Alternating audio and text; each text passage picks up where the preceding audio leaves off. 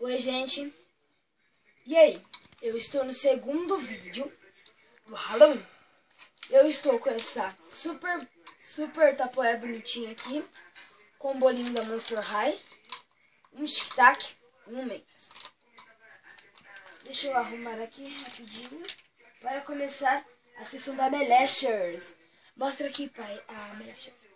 Gente, como eu tinha falado, eu comprei na iRap, meu pai me deu. Foi R$30 e é bem legal de se brincar. Eu tô com a companhia da Japper, do boneco da Monster High, tá? Que agora vão surgir os zumbis malucos. E o Chopper. A Chopper e o Beller. Agora vamos começar. Primeiro você vai espirrar essa meleca que é transparente. E você vai colocar aqui. Bem nojento, pessoal. Bem longe.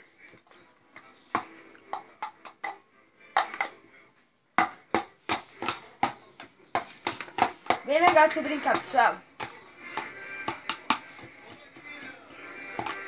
Ai, que nojento. É um bom brinquedo para se brincar bem na época de Halloween. É um bom brinquedo. E vamos lá. Agora eu vou colocar esses 2 fantasminhas aqui no copo onde que tá a meleca.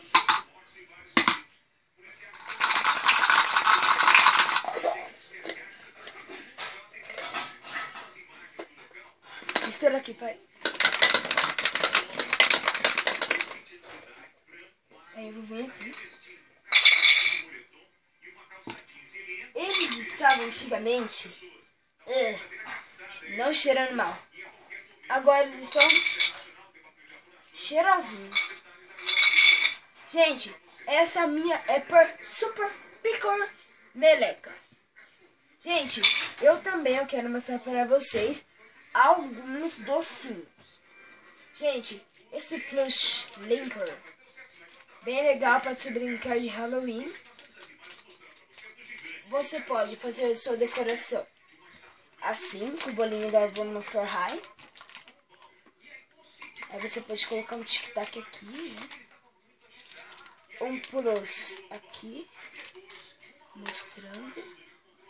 E um Mentos aqui no fundo.